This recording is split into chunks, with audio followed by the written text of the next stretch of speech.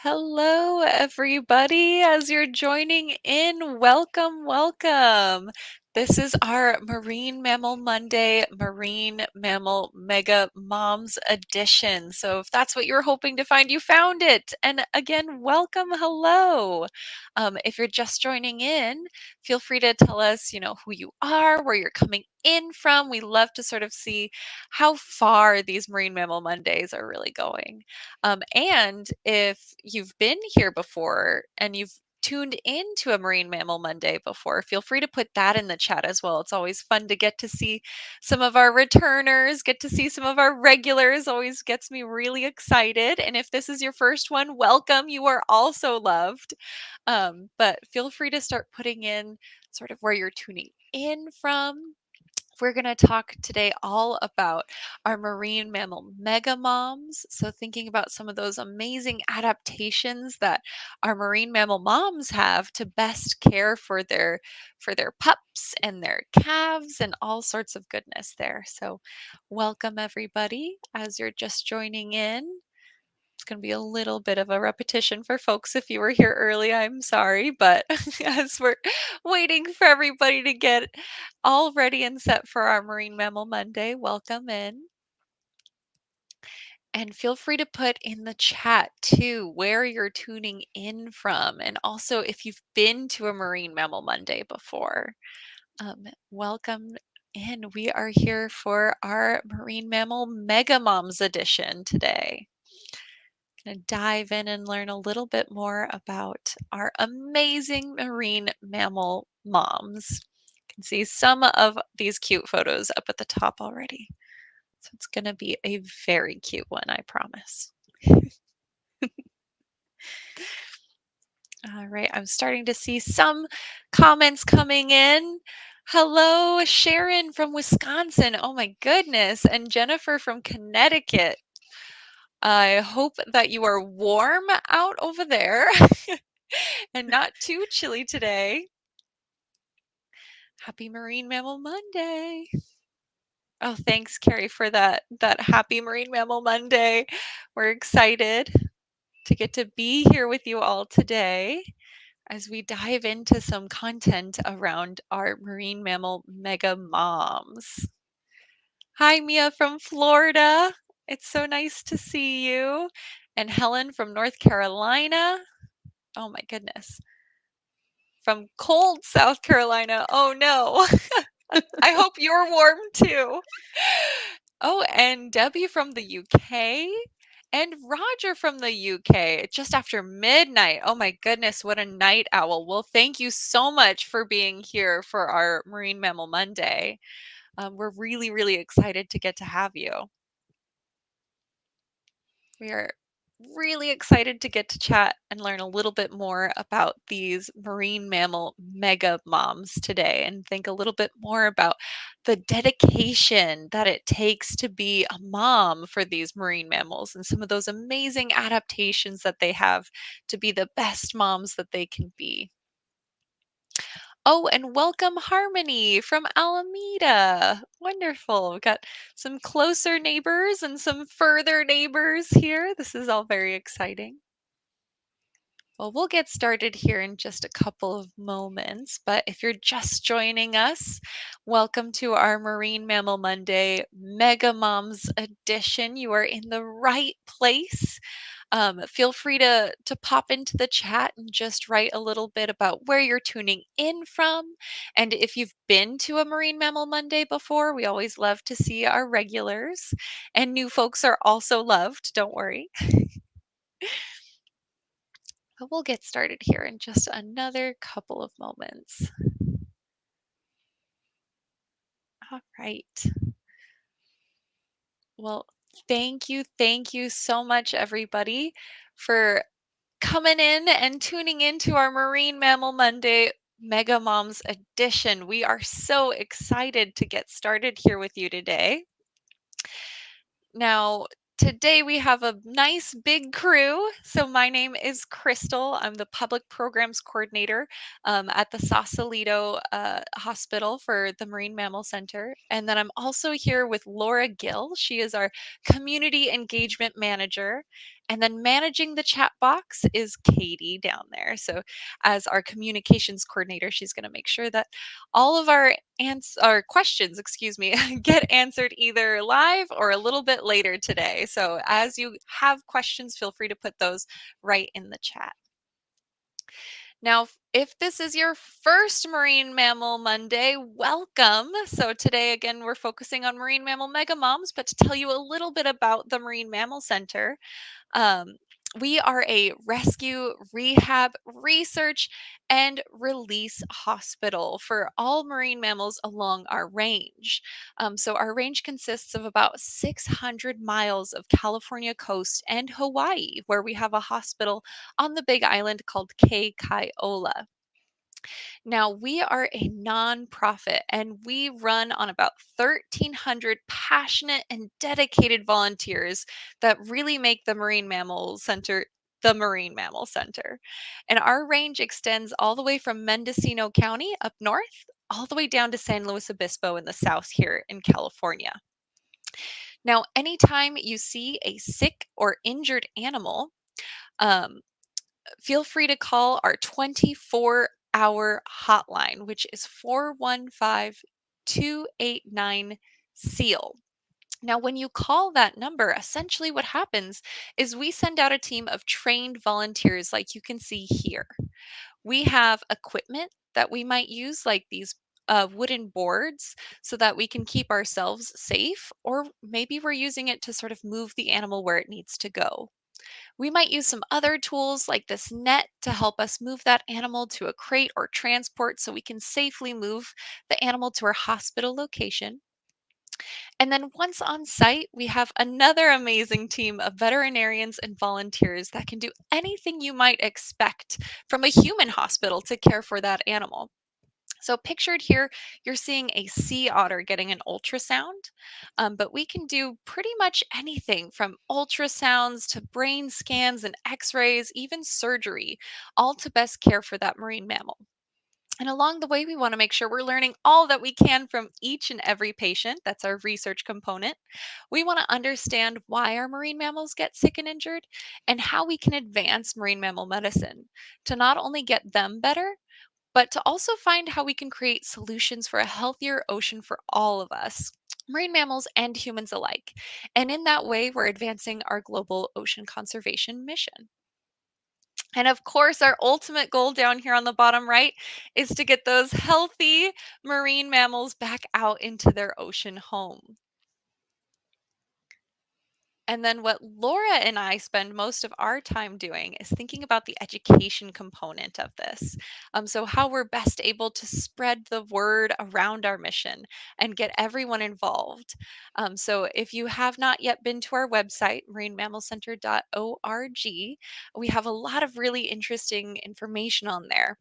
And within our education tab, we have a way that you can access sort of adult and family online learning resources. So up there right now, we have different activities, we've got curriculum, all sorts of good stuff. So definitely go and check that out. And right now in our Sausalito hospital, we have about 15 patients on site. So we have 12 California sea lions, two stellar sea lions, and still a Guadalupe fur seal, which is pretty impressive. So we have a lot of really cool animals on site right now. And if you want to learn more about those specific animals too, that information is also up on our website, again, marinemammalcenter.org. And you can find out why that animal is at the center, what we're doing to help that animal. And also, there's usually some pretty cute pictures on there too. Now, I know we're all here for Marine Mammal Monday, so I'll get us started there. We are here to talk about that really special relationship of marine mammal moms. But to go a little broader first here and thinking about what it's like to be a parent in the world, there's a lot of very different tactics that you can take. So there are R selected and K selected species.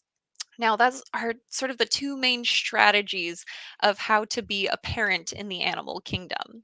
So, our selected species And K-selected species are different based on how they're putting their resources into that offspring or that baby, right? So our selected species are going to put all of their resources into creating a lot of offspring. So think of like a fish having a lot of eggs, up to thousands of eggs. That's going to be an R selected species. Have all of the offspring, hope some of them survive. Whereas a case selected species is taking a very different approach. What they're going to do is have only a couple of offspring, maybe even only one. And they're going to put all of their resources into ensuring the survival of that offspring, of that baby of theirs. So that is where our marine mammals sit. They're in that K selected group. You're going to see all of the resources that they're putting into their baby, all of the time and energy that they spend helping to make sure that their offspring are happy and healthy and thriving. Now, today we are going to get to explore three mega moms together. We're going to look into harbor seals, orcas, and also sea otters. And so we want your opinion. Who do you think is the best mega mom from these three? We've got harbor seals, orcas, and sea otters. Feel free to put that right into the chat box. That's who we're going to explore and dive deeper into today. So we'll get lots and lots of fun facts about them and take a closer look at sort of how they interact with their calves or their pups. Ooh, I'm seeing some come in already. Chrissy thinks it's going to be sea otters. I love that. Kelly's going for orcas. Rick is also on sea otters. Holly, Pam, orcas. Oh my goodness. Sea otters. Laura is there for the seals. Okay, we've got one. This is wonderful. Thank you so, so much. Well, we're going to see if we sway anyone's opinion by the end of this, too, and think about these mega moms and talk a little bit more about their adaptations for their young. So I think Laura is going to start us off by introducing our first mega mom. Thanks, Crystal. And I agree with Carrie. She said it's hard to choose because they're all awesome for different reasons. And that is very true. So we're going to dig into the story of the harbor seal mega moms first. And to kind of just set the scene and share some context about harbor seals, since I know we have viewers joining from all over the world, while it is one of the more common species that we see along California coast and certainly work with at the Marine Mammal Center, wanted to share that their range is actually wider than that. So they're not migratory, but there are populations of harbor seals along the west coast and the east coast. And basically, what you're seeing in this map here, highlighted in blue, is all the primary ranges that you might find groups of these harbor seals. So I would also love to know in the chat if you have seen a harbor seal before, let us know. And on the west coast, a good way to know that is that harbor seals are the only seal on the West Coast with spots. So if you've seen anything resembling spots on a marine mammal before along the West Coast, it was very likely the harbor seal. So we see lots of small populations of the harbor seals from Baja up to Alaska. They really prefer those kind of sandy beaches or mud flats for resting. And they, of course, will breed and have their pups mostly on land. So they need to have those areas where they can safely haul out on rocks when things are, exposed during low tides. So the breeding grounds, though, are more isolated areas. So along our coast here locally in the Bay Area, Fitzgerald Marine Reserve is a great example of a breeding ground. Bodega Bay, Point Reyes up north, the National Seashore is another area where you'd see more of that breeding and pupping. And actually, the number of harbor seals up north breeding at Point Reyes represents about 20% of the California mainland population of harbor seals.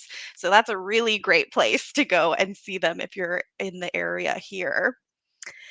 But our harbor seals, like was saying, they are mega moms for a lot of different reasons. I'm going to highlight some of the unique characteristics that harbor seal moms have.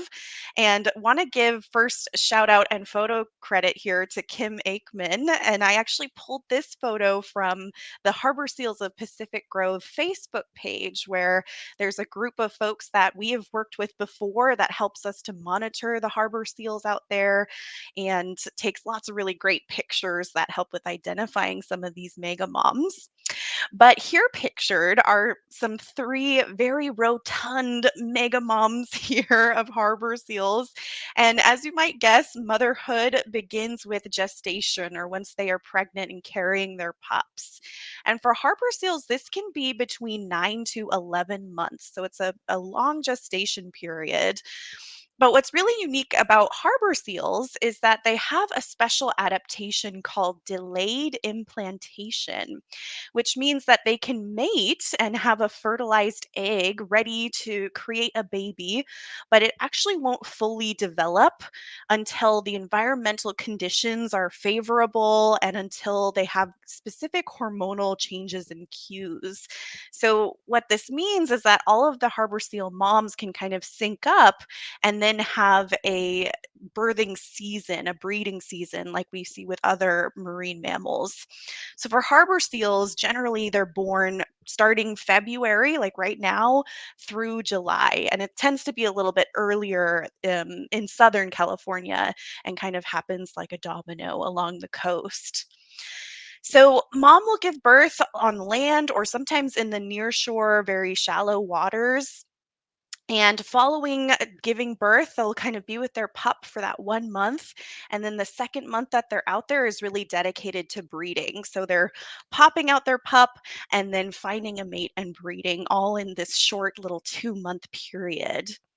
And they're typically only having one pup per season because, like Crystal had mentioned before, this is a big investment for these harbor seal moms. So eventually, when that pup is born, it's a really exciting time for mom and pup. And pup will be born between 18 to 26 pounds. A healthy pup will be anywhere in that range. And they're fairly well developed at birth. So, harbor seal pups, they're born with eyes open, they've got a good coat of fur. And one of the really unique things about harbor seal pups is that they can actually swim at birth, which is unique among the other seals and sea lions that we think of in California. So, pictured here is a pup actually taking a little piggyback ride on mom's back because while they are born knowing how to swim, they might not have that stamina to keep swimming all day long and might need to take a little break on mom's back here. And they can also, in this way, observe mom. They can learn how she's hunting for food. They can see how she's swimming in the water. So it's a really close relationship that the two have with each other for those 4 weeks when mom and pup are weaning, or when pup is weaning from mom. So when pup is drinking mom's milk and in that weaning time, mom's milk is 45% fat. So this is kind of like drinking mayonnaise. And first of all, it's going to be a big investment for mom physically to produce this milk that's so high in fat and so high in nutrients. But also, that means that mom is, going to really be investing a lot of time with that pup. And she can actually recognize the vocalizations of her pup so that they can stay nearby each other. Pups typically aren't going to wander very far from adults, they're going to stay where they feel safe. But unlike other seals and sea lions in California, harbor seal moms will actually forage and eat during this weaning period. Other seals and sea lions tend to fast and they won't leave their pup. But perhaps because harbor seals are on the smaller side, they don't have as much blubber to store that nutrient and fat, they actually do need to go feed while they're still weaning their pup. And this means that they'll leave pup on the beach, they'll go off for short periods of time to find some fish, food for themselves, pop up every once in a while and look back at pup on the beach, keeping a watchful eye on their pup.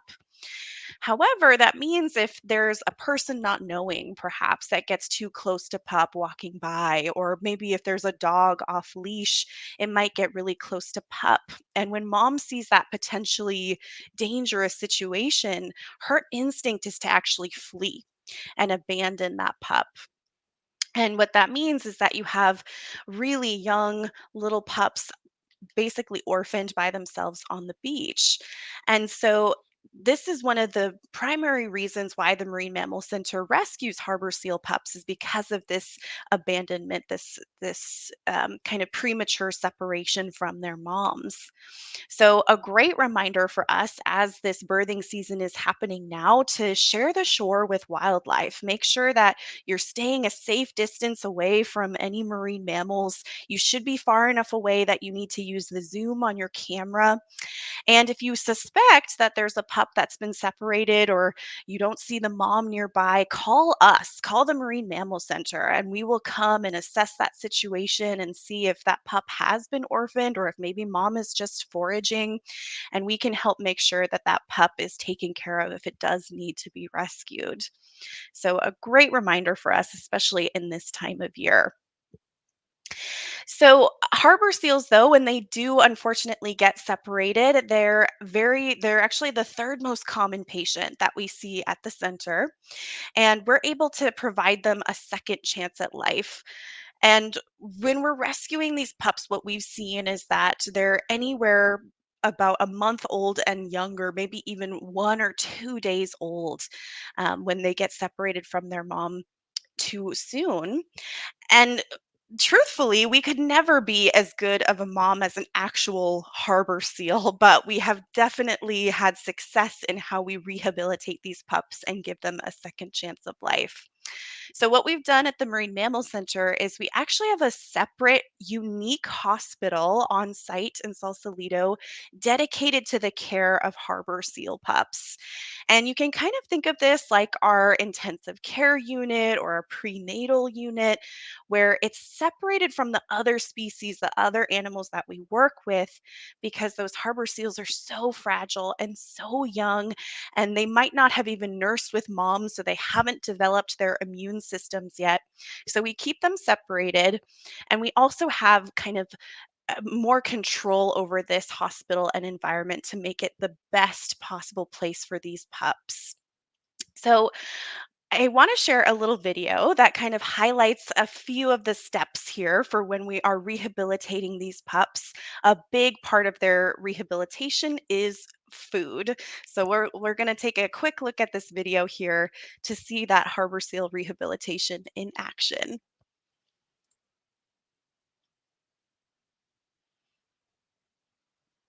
When we bring them in, they may have never even nursed before. They have no idea of how to eat, what to do. The little triangles that they wear on top of their heads are identification hats. That helps us identify who is who. We feed them what we affectionately like to call fish milkshakes. The fish milkshake is salmon oil, water, ground herring, blend it until it's completely smooth. It's almost the exact consistency of a chocolate milkshake. Then we'll move on to teaching them how to eat fish. Out in the wild, they actually have to catch their fish themselves. And if they do that, it's generally just a matter of time as to how much weight they gain and how soon they'll be released. All right. So, a When we quick bring little them clip of what that feeding process looks like. So, with such a young pup, because they really should be nursing with mom at this point, they may not even have their teeth fully grown in. So, we make that fish milkshake for them that looks exactly like a chocolate milkshake. But I can tell you from experience, it smells very different than a chocolate milkshake. And from that point, we will get them healthy enough while they're eating that milkshake. And eventually teach them how to eat fish on their own, whole solid fish that they might encounter when they go back to their ocean habitat. So we'll do something called free feeding once they've kind of moved beyond the fish milkshakes, where we'll take that whole fish and we'll toss it into the pool that that harbor seal is in. And they'll have to swim and dive and look and catch that fish as it floats down to the bottom of the pool there, to kind of mimic that same behavior that they'll experience when they're actually foraging and hunting in the ocean. Now, there were two really great questions that came up in the comments that I'm going to answer really quickly here. Carrie was asking, why are the pups born at different times along the coast? So, for example, in San Diego, pupping season right now. And this is because of that delayed implantation that I had touched on a little bit earlier, where because of environmental cues, so longer days, for example, can trigger those hormones for then those the pups to be born. So that's going to be one reason for why there might be different timing along the coast. And then Carrie was asking, any chance that the moms realize that humans volunteering to keep others away are a sign of safety?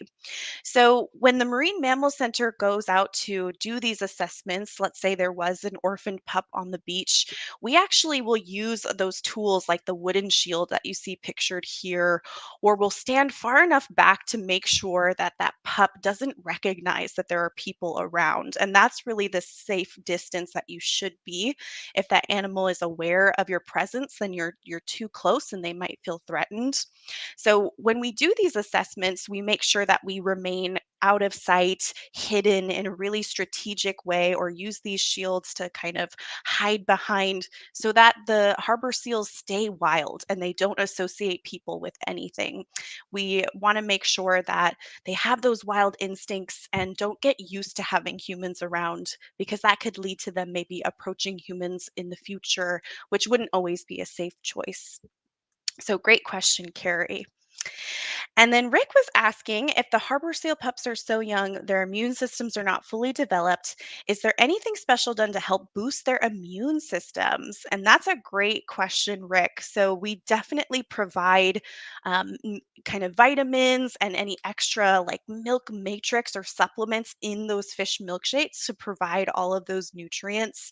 And as far as immunity, they're going to get that mostly from when they're eating their whole fish, that natural kind of immunity that they would get from eating their food and being exposed to their environment. It's really great questions. So, all of this to say that we've had great success rehabilitating these harbor seal pups. I joked earlier that we could never be as good of moms as an actual harbor seal, and that's true. But we have thankfully kind of perfected this down to a science. So we do see success when we rehabilitate pups.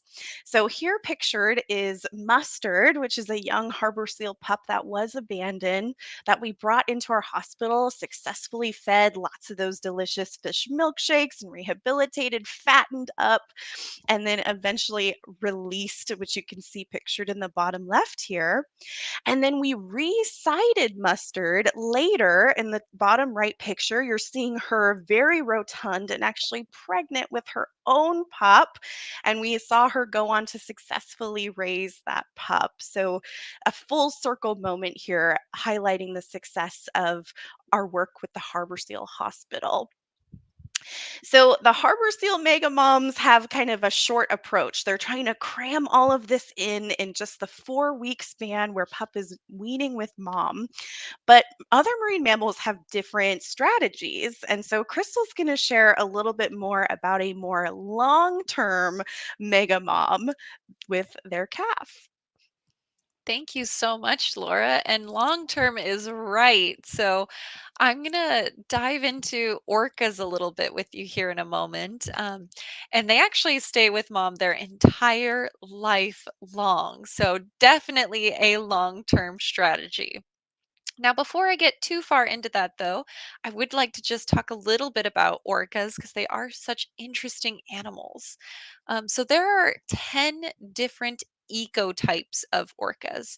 So, 10 different types that we see all over the world.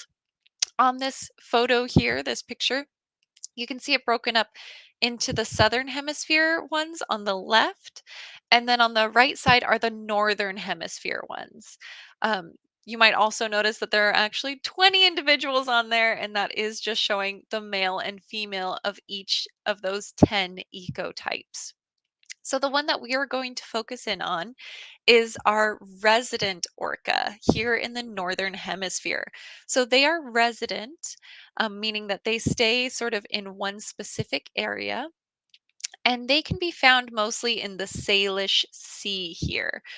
So they can be found right in between sort of British Columbia and Canada and Washington.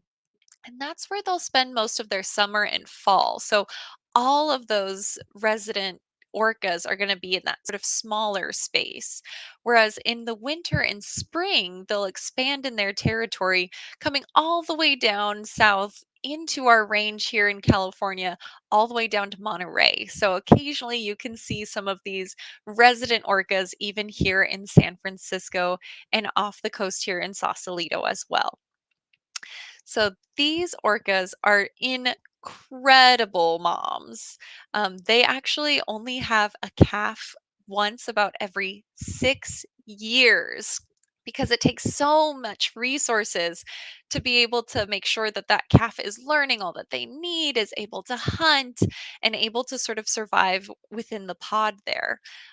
They are also pregnant for a very, very long time. Their gestation period ranges from about 15 to 18 months. So it takes a long, long time before baby is even ready. Then when mom is ready to birth her calf, they can't go up onto land like the harbor seals, which makes sense. That would be really silly for something like an orca to do. But remember, they're mammals, so they do breathe air. So they actually start giving birth fluke or tail first so that baby doesn't have to hold their breath for the entire labor. And then mom's first job after she gives birth to her calf is to push her baby all the way up to the surface of the water column so that they can take their very first breath. Now, orcas are incredible moms, but also incredible grandmas too. So they will stay together as a family their entire life they live with mom. And the females can live to 80 to 90 years old, which is really extra impressive when you look at their lifespan as a species. The males typically only get into their 30s. So, grandma actually becomes the most experienced hunter, holding all of the knowledge and the best tools in order to serve, excuse me, in order to best show these animals how to survive in their habitat. Now, they are also in a matrilineal society, which means that the females are in charge because, again, grandma is the one holding the best tools and the know how. So, sort of specific to our southern resident orcas is that they are really incredible hunters when it comes to finding salmon. Now, admittedly, this is not salmon that they are hunting, but it is a really good illustration of some orcas using their different behaviors in order to hunt. So, here you can see one of the orcas is teaching another orca how to hunt by using its fluke in order to get into the bait ball of herring there. So, just like this, the grandmothers will help show the rest of the pod the best ways to hunt and find those fish. Now, since they are eating mostly salmon, you can kind of see here what that might look like for them. Salmon is an incredibly seasonally migratory fish, so it can be really hard to track down exactly where you need to be in order to have the best resources when it comes to hunting that salmon. So grandma actually kind of is holding the knowledge that can mean life or death for this pod. She also is such an experienced hunter that she will share about 90% of what she catches with the younger, less experienced hunters. Now, unfortunately, these orcas are listed as endangered. So, this is likely due to the decrease in salmon populations. Salmon is actually listed in the top three types of seafood consumed in the US. So, with shrimp being number one, salmon being number two, and tuna being number three. Now, as you can imagine, our tastes are putting pressure on those populations.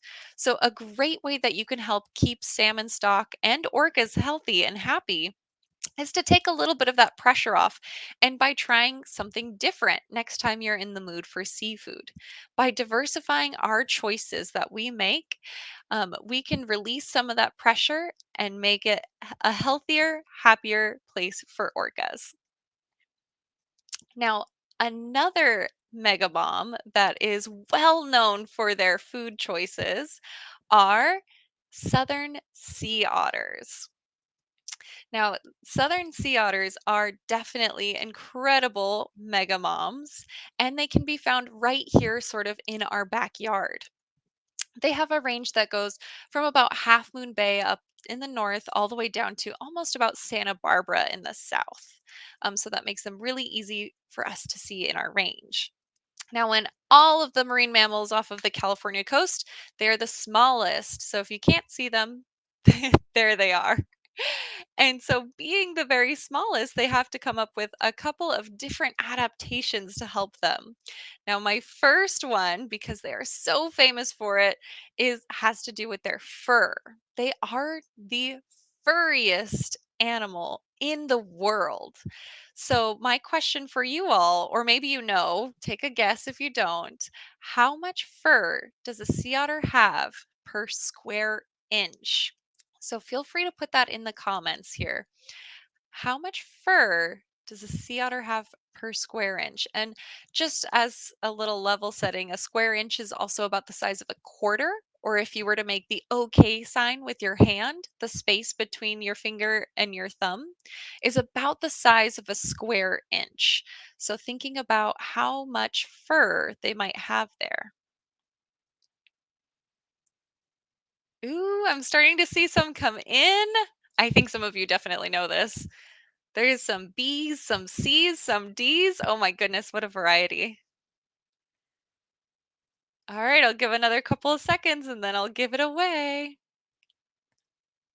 Sea otters are so hairy. They are coming in at about 1 million hairs per square inch, which is incredible. So great job, everybody who guessed C, and great job for everybody else for taking that guess. I appreciate that. Now, they are so furry because they are actually using that to keep them warm. Their hair is a little bit different, though. It works in kind of a funny way. They have a downy layer underneath of that fur, and then they have longer guard hairs on the outside. So that softer fur layer closer to their skin actually traps in air that acts as an insulator in order to keep them warm.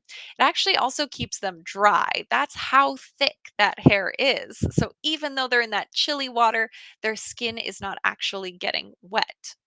So, as you can imagine, they have to groom pretty much all the time. And so, when a sea otter has a pup, they are now grooming not just them, but also their pup who has such dense fur.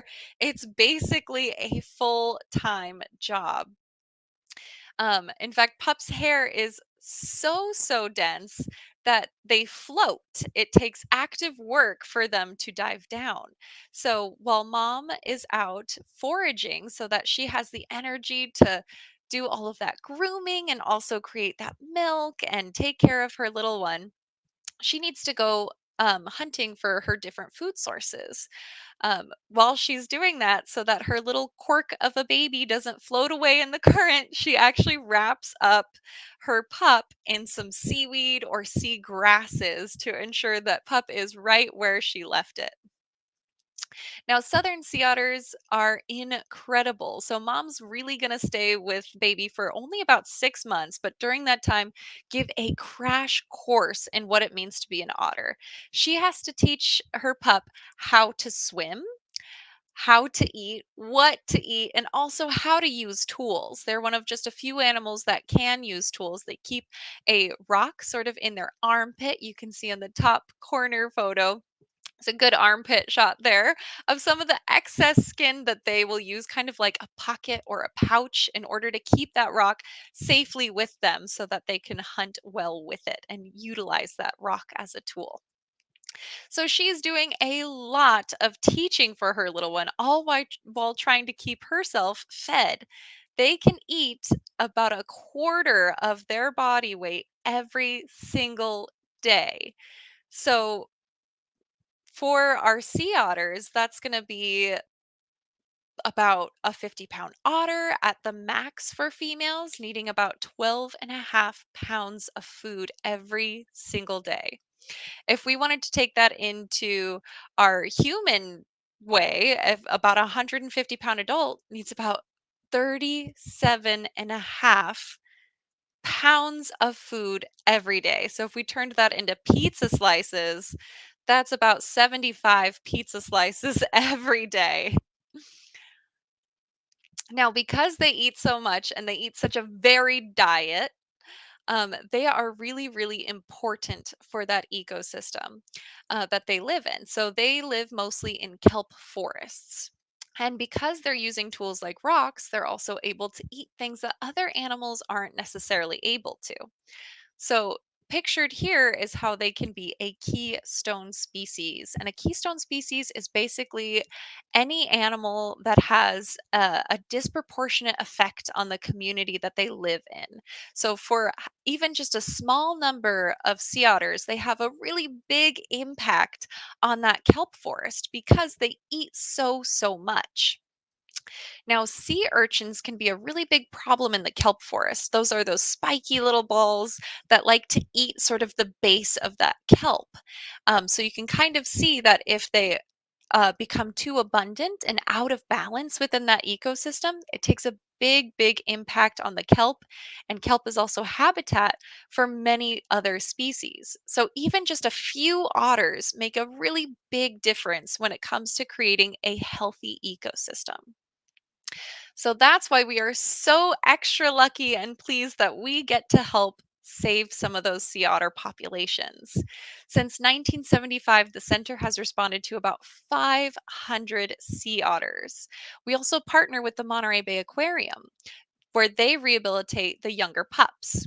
So we were just sharing that sea otters learn a lot from mom. So because of that, there's no way we could possibly make that happen.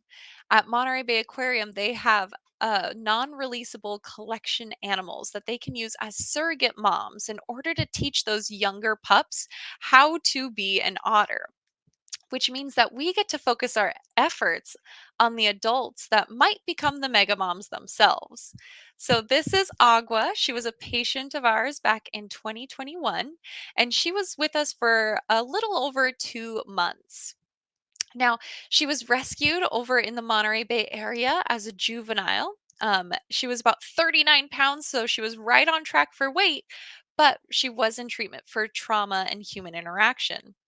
Unfortunately for Agua, she did have some fishing gear. She had a monofilament wrapped around her body, kind of between her seventh and eighth rib, which was causing a big wound in her side.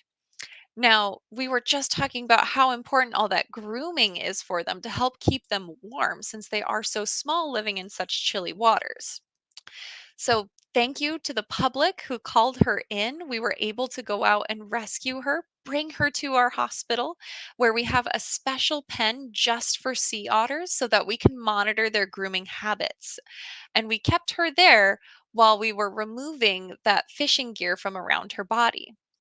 Now, luckily for Agua, it was actually a very simple procedure.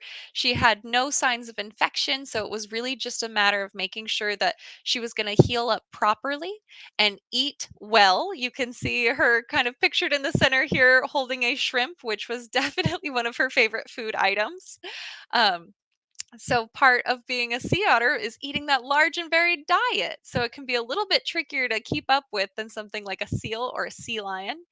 We started by offering her lots of things like squid and mussels and clams, but she definitely had a taste for shrimp and crab, which she made apparent pretty quickly.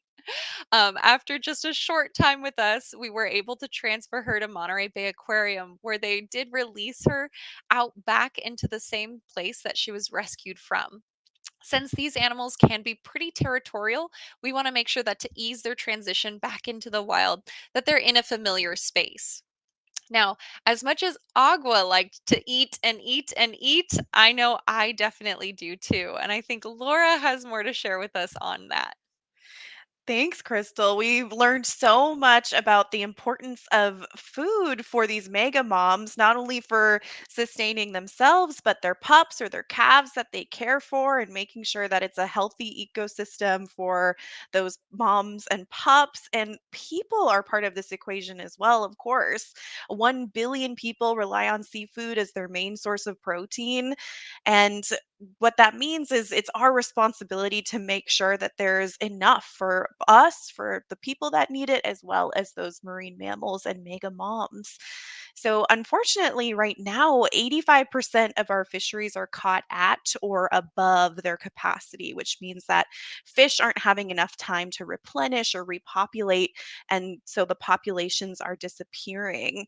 So, if you do eat seafood, there are some great ways to be mindful about those choices that you make to eat so that it's not causing this damaging impact on the ecosystem, on those populations of fish, and making sure that there's plenty to go around. So, one great tool for this is the Monterey Bay Aquarium Seafood Watch Program, which is a really cool diner's guide where it will tell you all of the best choices of seafood to eat that are not harmful to the ecosystem, and the populations of fish are strong or healthy so that it's not having that damaging effect. But it also will list good alternatives. So if you can't pick something from that list of the best choices, you can find a good alternative to that. And just as important, equally as important, there's also a list of types of seafood to avoid because maybe it's something like that salmon population that is having a hard time bouncing back and replenishing because of super high demand. So if you do eat seafood, you can choose sustainable seafood that will help kind of make sure there's enough to go around. And the Seafood Watch Guide is a great tool for that. Or if you're shopping at the grocery store and you don't have a guide to refer to, just keep an eye out for these blue stickers that say MSC, the Certified Sustainable Seafood stickers here. That's also a way to indicate that you're buying sustainable seafood that's sourced in a way that doesn't harm the environment, doesn't leave monofilament for sea otters to get accidentally caught in like agua. So you can feel good about choosing that seafood.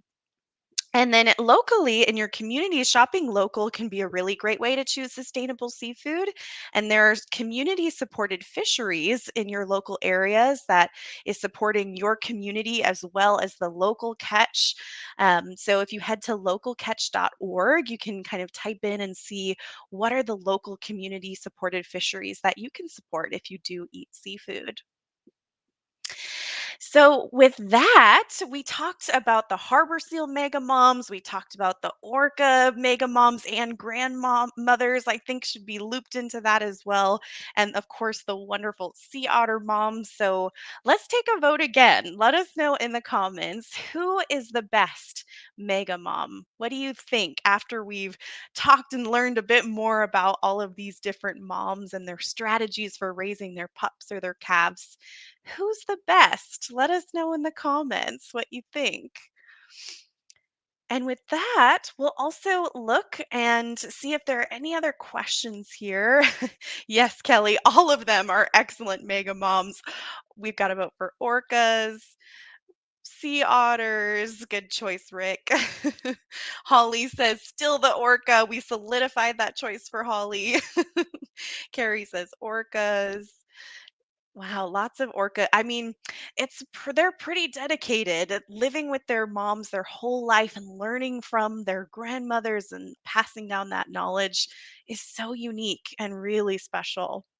Lots of votes for orcas.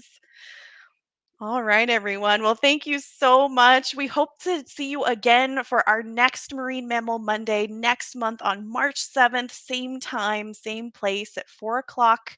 We'll be here on Facebook Live and YouTube with another Marine Mammal Monday all about super seals.